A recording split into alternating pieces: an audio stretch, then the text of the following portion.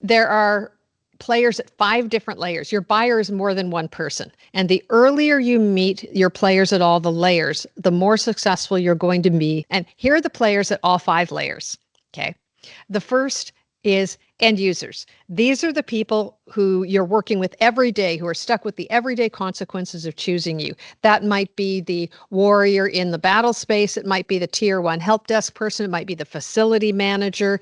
Think about the titles, the working titles, everyday working titles of your customers. They're the ones who are defining the requirements, which is really important. Second layer, industry. Your U.S. federal buyer is already buying something like what you do from somebody else who may be charging them more and performing less right now. And so there's somebody that you may need to displace, somebody you may need to team with, or you may need to nibble some business off their back porch when they're not looking. All right. The third one is the one that people think they get all excited about, the contracting officers.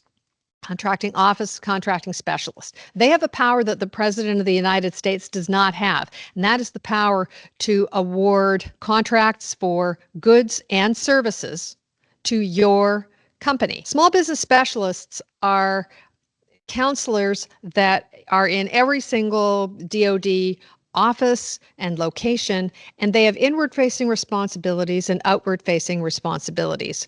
Their inward-facing responsibilities are to lean on the contracting officers and say, hey, why aren't you awarding that work? Small business specialists can be helpful, although they're not paid to help you as a Canadian company.